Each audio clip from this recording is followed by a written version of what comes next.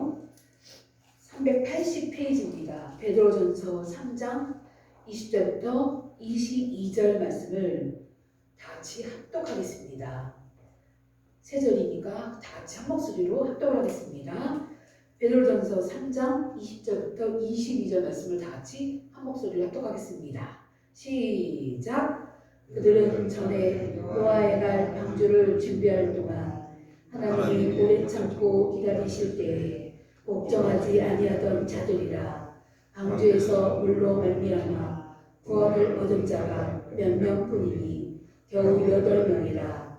물은 예수 그리스도께서 부활하심으로 말미암아 이제 너희를 구원하는 편이 곧 세례라. 이는 육체의 더러운 것을 제하여 버림이 아니요 하나님을 향한 선한 양심의 간구이라. 그는 하늘에 오르사 하나님 우편에 계시니 천사들과 권세들과 능력들이 그에게 복종하느니라. 아멘. 오늘은 성례의 의미라는 제목으로 말씀을 전하겠습니다. 우리에게 성례를 주신 하나님의 은혜에 대해 깊이 생각하는 시간이 되시기를 바랍니다. 그리고 이 성례 안에 얼마나 크고 풍성한 의미들이 담겨 있는지를 생각해보는 시간들이 되기를 바랍니다. 오늘 말씀을 통해 우리의 성례에 대한 이해가 깊어지기를 바랍니다. 성례는 헬라어로 미스테리온이라는 단어예요. 이 뜻은 신비를 가리킵니다. 미스테리온. 성경에 미스테리온이라는 단어가 쓰여 있는데 이 원래 의미가 신비예요. 그런데 이 미스테리온 어디서 많이 들어본 이야기 아니에요? 이 단어가 영어 미스테리의 원어입니다. 미스테리온, 미스테리 원어예요. 어원입니다. 어원. 라틴어로는 사크라멘툼 이런 단어인데 성경에서 이 미스테리온은 여러 곳에서 쓰였는데 여러 곳에서 우리나라 말로 해석이 뭐라고 되어 있냐면 비밀이라는 단어로 사용이 되었어요. 그러니까 비밀이라는 뜻으로 해석이 됐어요. 이 에베소서 3장 3절에 곧 계시로 내게 비밀을 알게 하신 것은 이렇게 해서 에베소서에도 비밀로 쓰였고 또 골로새서 1장 26절 27절에 이 단어가 반복해서 나오는데 여기서도 비밀이라는 단어로 사용이 되었습니다. 이 미스테리오나 이 성례라는 이 단어가 신비한 뜻을 갖고 있고 성경에서 비밀이라는 해석으로 이제 쓰여졌는데 이렇게 성례를 의미하는 이 미스테리오는 신성한 것, 비밀스러운 것을 가리키는 그럴 때 사용이 된 말이에요. 이렇게 이해를 할 때 성경에서 이 성례는 하늘의 신비로운 것을 땅에 펼쳐 보이신 것은 그런 의미라는 것을 우리가 알 수가 있는 거예요. 신비로운, 비밀스러운 것, 이 의미를 갖고 있다는 뜻이에요. 이 성례라는 단어 안에. 그래서 이렇게 이제 성례가 무엇인지를 생각할 때 먼저 이 성례가 하나님이 하늘의 것을 땅에 보여주시는 방식으로 주신 것을 이 사실을 우리가 생각해야 돼요. 그러니까 하늘의 것을 하나님이 이 땅에 우리에게 보여주시는 방식으로 우리에게 보여주신 것이 이 성례라는 것입니다. 제가 지난주에도 말씀드렸죠. 성례가 무엇이냐면 세례와 성찬식을 말한다고 했어요. 이 두 가지를 합쳐서 성례 이렇게 단어를 쓴다고 했잖아요. 이 세례와 성찬식이 하늘의 것을 하나님이 우리 인간에게 땅이 펼쳐 보여주시는 방식인 거예요. 참 신비로운 뜻이죠. 그죠? 우리가 행해보고 있는 이 세례식과 예수님의 그 살과 피는 떡과 포도주를 먹는 이 의식이 하늘의 것을 이 땅에 하나님께서 펼쳐 보여주신 방식이래요. 그래서 성례를 생각할 때는 반드시 이것이 하늘에 속한 것이라는 분명한 인식이 우리에게 있어야 된다는 것입니다. 그리고 하늘의 것을 우리에게 베풀어 주신 하나님의 은혜에 깊이 생각을 하며 우리가 이 성례에 참여를 해야 되는 거예요. 성례, 즉 세례나 성찬, 여기에 참여할 때 두 가지 사실을 잘 숙고해야 합니다. 두 가지 사실. 우리가 그동안 여러분들이 성례에 성찬식에 참여하면서 이것은 하늘 것이므로 우리가 받을 수 없는 것을 내가 받고 있구나, 그런 생각을 해본 적이 있나요? 아마 없을 것입니다. 그죠? 지난주에 제가 무지개나 할례가 언약의 표징으로 쓰인 대상이라고 말씀을 드렸습니다. 하나님이 이 도구들을 통하여 우리에게 확고하게 보여주시는 것이 바로 하나님이 우리와 언약을 맺으셨다는 것입니다. 하지만 성례는 하나님이 우리와 언약을 맺으셨다는 것 이상으로 깊은 뜻이 들어있어요. 성례는 일종의 하늘의 모형입니다. 물론 언약의 표징이었던 무지개나 할례도 모두 하늘의 모형이기도 합니다. 칼빈은 기독교 강요에서 칼빈이 쓴 유명한 책이 기독교 강요라는 책이에요. 여기서 이제 성례 부분 마지막에서 칼빈이 이 사실을 아주 탁월하게 설명을 하고 있는데 제가 한번 읽어드리겠습니다. 좀 들어보세요. 짧은 부분만 제가 읽어드릴게요. 잘 들어보세요. 성례는 철저하게 그리스도께서 이루신 하늘의 일을 보여준다. 할례가 무엇이든지 사람에게서 오는 것, 즉 인류의 본성 전체는 부패했으며 잘라버릴 필요가 있다고 경고하는 상징이었다. 칼빈이 이런 얘기를 했어요. 성례는 철저하게 하늘의 일을 우리에게 보여줍니다. 그 중에 할례, 남성의 표피를 살짝 자르는 걸 할례라고 합니다. 이 할례는 인간의 죄성을 잘라버리는 의식인데 이것이 인간의 죄를 잘라버린다. 그걸 상징하는 의미가 있다. 이런 얘기를 한 거예요. 칼빈이. 즉 할례는 인간적인 것을 잘라버림을 보여주기 위해 제정된 성례의 일종이다. 그 얘기를 한 거예요.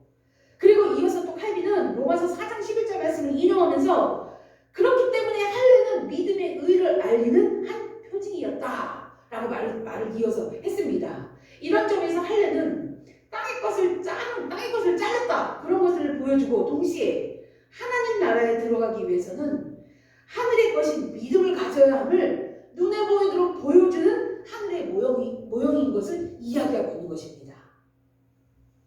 마찬가지로 무지개도 역시 하늘의 모형입니다. 무지개의 원형은 여러분들이 생소한 이야기일 수 있어요. 무지개의 원형, 원래는 하늘의 보좌 위에 걸려 있었습니다. 이 이야기가 어디에 나오냐면 요한계시록 4장 3절에 나와요. 요한계시록 4장 3절에서 하나님이 보좌의 장면을 묘사를 하는데 이 말씀에 어떤 말씀이 나오냐면 또 무지개가 있어 보좌에 둘렀는데 그 모양이 녹보석 같더라. 하나님의 보좌에 무지개가 둘러 있었어요. 이 무지개는 하늘의 것이었던 것이에요. 성경은 이렇게 구약 창세기에 있는 말씀이 요한계시록과 이어집니다. 이것이 성경의 신비예요. 무지개는 언약의 표징이면서 3층 천에 있는 천국을 말하죠. 천국에 있는 하나님의 보좌에 있던 하늘의 도구를 땅으로 이 땅에 가져오셔서 인간 눈에 보이게 보여주신 약속의 표징이었던 거예요. 노아 홍수로 인하여 하나님이 사람과 언약을 맺으시기 위해서 하늘의 것인 무지개를 땅의 방식으로 우리에게 보여준 거예요. 무지개가 그렇습니다. 지난주에는 제가 설명을 드리진 않았지만 또 다른 언약의 표징인 안식일, 성막도 모두 하늘의 모형입니다. 안식일 규례는 이 땅의 모든 일을 쉬고 하나님께만 예배드리는 날, 그러니까 하나님 안에 들어가는 걸 보여주고 있습니다. 안식일도 하늘의 것의 모형으로 하늘의 것을 땅에 보이는 방식으로 펼치신 것이에요. 이 땅의 수고를 그치고 하나님과 온전히 쉼을 누리면서 사는 것이 안식일의 의미예요. 이것이 천국의 모형이란 말이에요. 히브리서 8장 5절을 말씀합니다. 여기서는 성막에 대한 이야기를 하는데 성막을 하늘에 있는 것의 모형의 그림자라는 말씀을 합니다. 히브리서에서 성막은 땅에 세워져 있는 기물이지만 하늘을 상징적으로 보여주는 교구이기도 합니다. 성막이 뭐예요? 하나님이 거하시는 곳, 천국이란 얘기예요. 결국은. 또 주님이 가르쳐주신 주기도문은 어떻습니까? 우리 주님은 하나님의 나라가 이 땅에 이루어지기를 원합니다. 또 하나님의 뜻이 하늘에서 이루어진 것처럼 땅에서도 이루어 주시옵소서, 이런 기도를 우리에게 하라고 가르쳐주셨어요. 이 기도는 사실상 하늘이 땅에 구현되기를 바라는 기도입니다. 하나님의 나라가 이 땅에 구현되기를 너희 기도해야 돼. 주님이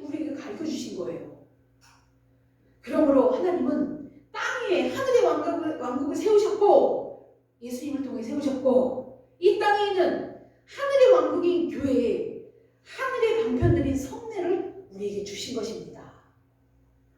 그래서 우리가 땅의 것이 아닌 하늘의 것으로 우리를 양육하게 하신 것입니다. 오늘 본문 말씀 베드로전서 3장 21절은 성례 중에서 세례에 대한 말씀입니다. 여러분들이 우리가 함께 봉독한 3장 20절 말씀을 보면 물은 예수 그리스도께서 부활하심으로 말미암아 이제 너희를 구원하는 편이 곧 세례라. 이는 육체의 더러운 것을 제하여 버림이 아니요 하나님을 향한 선한 양심의 강군이라. 오늘 이 말씀을 우리가 합독을 했습니다. 이 땅에서의 물의 용도가 무엇입니까? 씻는 거예요. 더러움을 제하여 버리는 것이 물의 용도예요. 그런데 이 오늘 말씀에서 베드로 사도는 세례에서의 물이 육체의 더러운 것을 제하여 버린 것이 아니라고 말씀을 합니다. 물이 눈에 보이는 방식으로 사용되었지만 땅의 용도가 아닌 것이에요. 땅의 용도는 물을 씻는 거예요. 갈증날 때 마시는 거란 말이에요. 그런데 베드로 사도가 그래요. 물은 육체의 더러운 것을 제하는 것이 아니야. 이 세례의 물은 이렇게 말씀을 합니다. 이 세례의 물이 무엇이냐? 하늘을 향한 선한 양심의 강구라고 말을 합니다. 육체의 더러움을 제거하는 것이 아니라 양심이 하나님께 구하는 것이라고 말씀하고 있는 거예요. 베드로전서 3장에서는 하나님이 제정하신 이 성례는 분명히 육체의 것과 반대가 되는 것이에요. 우리가 알고 있는 깨끗한 더러운 걸 씻는 이 물이 하늘의 것에 사용이 되었다, 그 얘기인 거예요. 이처럼 성례는 하늘의 도구입니다. 그래서 우리는 성례를 대할 때, 성례를 시행할 때마다 항상 이것이 하늘의 것임을 인식하고 하늘의 것을 내려주신 우리 하나님 아버지께 감사해야 하는 것입니다. 성도 여러분, 성례를 대할 때마다 하늘의 것임을 인식하고 하늘의 것을 내려주신 우리 하나님 아버지께 감사하는 여러분이 되기를 기도합니다. 그런데 우리가 성례를 대할 때 하늘의 것임을 인식하고 감사만 하면 될까요? 그것만 하면 끝인가요? 그럼 우리 성례 하나님이 하늘의 것을 내게 주시니까 너무 감사해. 그러고 딱 끝이면 될까요? 여기에 우리의 반응이 필요합니다. 하나님의 은혜를 주신 것에 감사히 받기만 하면 되는 것이 아니에요. 우리의 반응이 필요해요. 왜 그러냐면 언약은 쌍방성 때문에 그래요. 언약은 혼자 언약 약속을 하지 않아요. 상대가 있다는 거예요. 상대와 상대가 만나서 언약을 이루는 거예요. 이 성례가 언약의 약속의 표잖아요. 하나님 혼자 약속한 것이 아니란 얘기예요.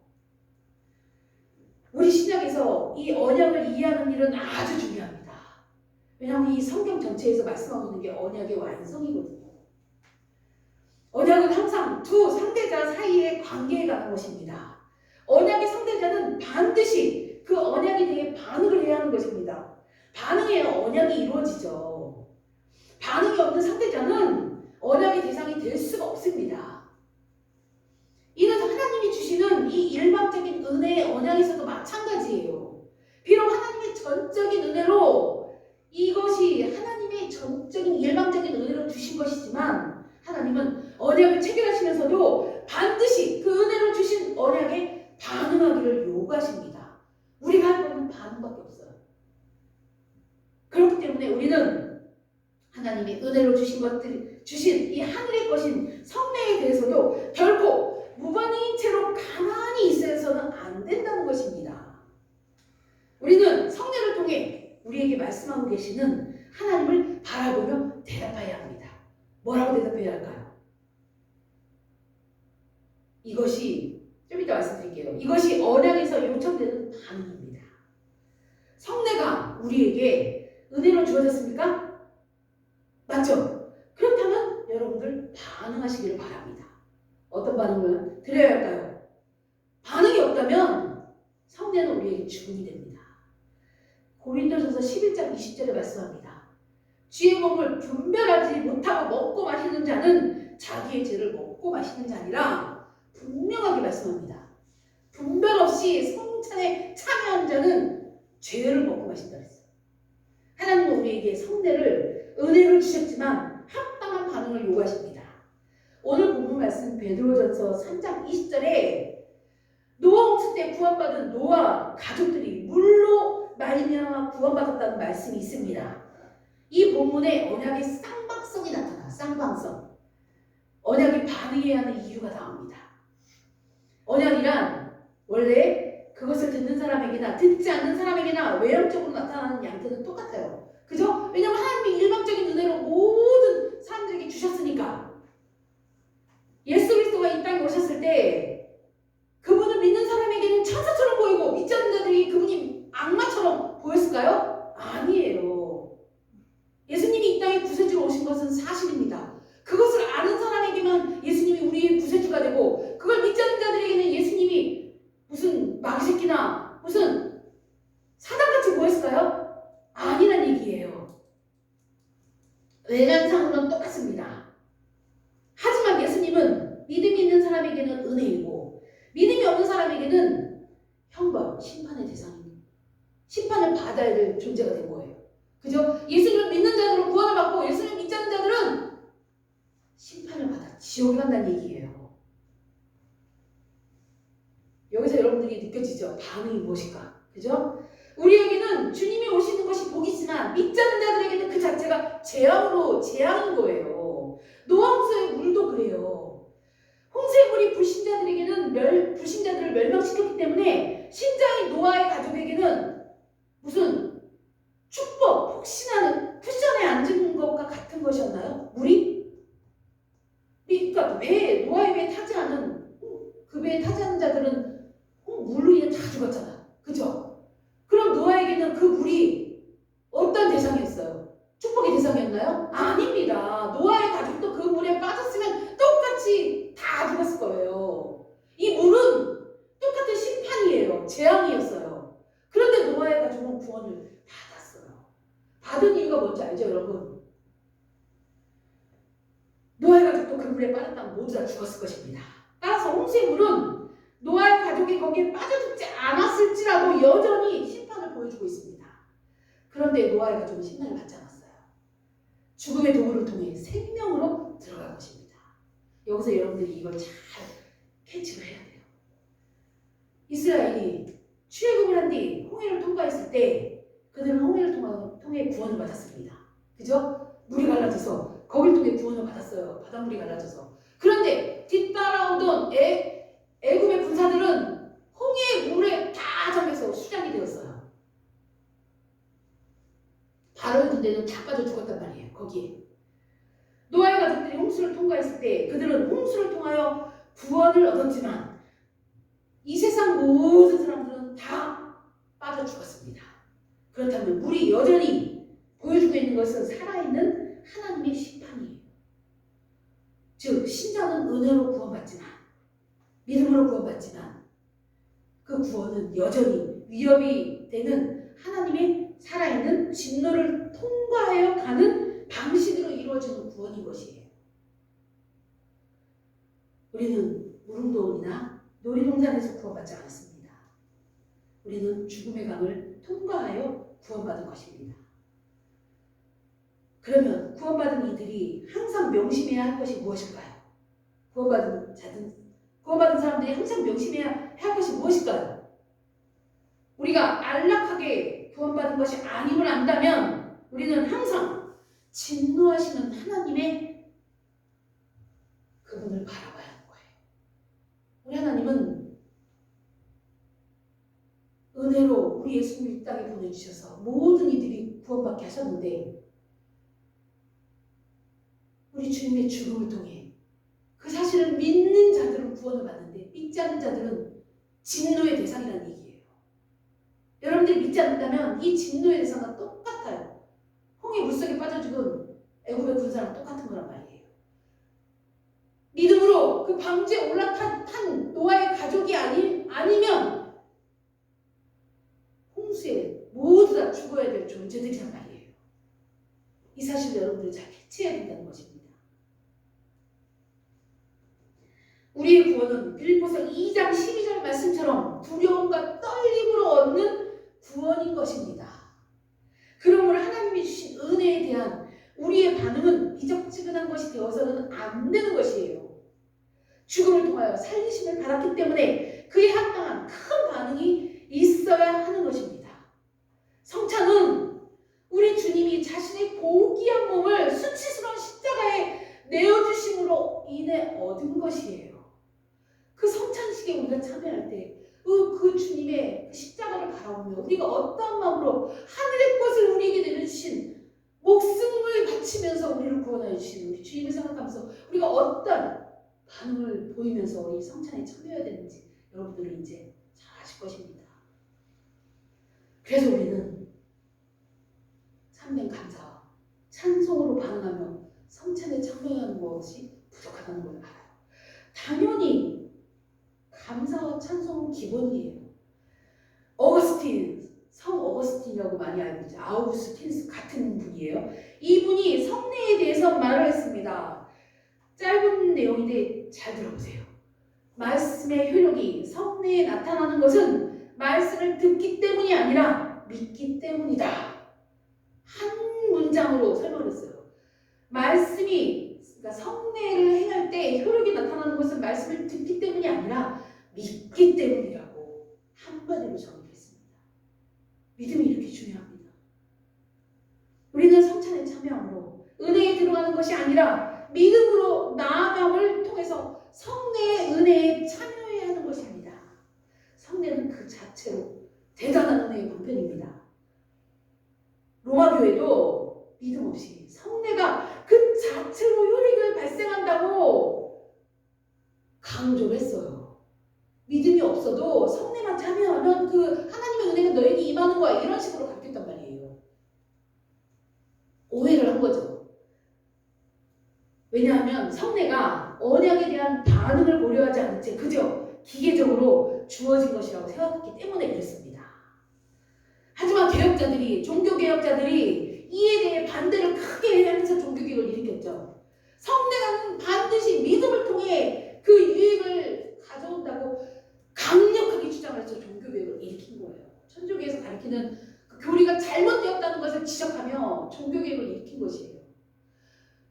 성례에 참여할 때 어떻게 믿음이 없는 채로 그냥 그 의식에만 참여하면 구원이 이루어지고 어떻게 하나님의 은혜가 임하냐고요. 말도 안 되는 소리를 했던 거예요.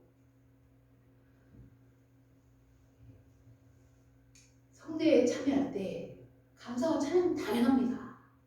그러나 더 중요한 것은 믿음의 반응이 있어야 하는 것입니다. 성도 여러분, 성례에 대할 때 참여할 때 믿음으로 반응하는 여러분이 되시기를 기도합니다. 성례는 하늘의 것이고 우리는 하늘의 것을 받았습니다. 세례 다 받으셨잖아요. 그래서 우리의 반응도 하늘의 것을 향한 반응이어야 하는 것입니다. 하나님이 원하시는 반응을 해야 되는 거예요, 우리가. 구약의 이스라엘은 친히 하늘에서 생명의 양식인 만나를 내려주셨는데 그 하늘의 양식인 만나를 공급받았는데도 그들은 그 양식 앞에서 탐욕을 보였어요. 인간의 모습이 이렇습니다. 똑같아요. 2000년, 3000년 전이나 4000년 전의 인간의 모습이나 지금 우리의 모습이나 다 똑같아요. 탐욕. 공짜로 주신 것에도 더 갖기를 원하는 게 우리 인간의 탐욕이에요. 그래서 그들은 하늘의 것에 대한 하늘에 합당한 반응이 없었습니다. 우리도 그럴까봐 두려워야 돼요. 그래서 매일매일 회개하고 예배 때마다 하나님 앞에 자신의 죄를 고백하는 거예요. 성도 여러분, 하늘의 것에 합당한 하늘의 반응을 하는 여러분이 되기를 축복합니다. 기도하겠습니다. 아버지 하나님, 하늘의 것으로 우리에게 성례를 주셔서 감사합니다. 아버지 하나님, 이 성례를 대할 때 우리가 어떤 모습으로 이 성례에 참여하는지, 어떤 반응으로 성례에 참여해야 하는지를 알게 하시니 감사합니다. 아버지 하나님, 성례에 믿음으로 반응하는 하나님의 귀한 성도들 되게 하여 주시옵소서. 하늘의 것에 합당한 하늘의 반응을 보이는 내기빠른 교회 모든 성도들이 되게 하여 주시옵소서. 감사드리며 영광 올려드리며 우리 주 예수 그리스도의 이름으로 기도합니다. 아멘. 찬송가 406장 찬양 들으시면서 준비하신 님을 응원하겠습니다.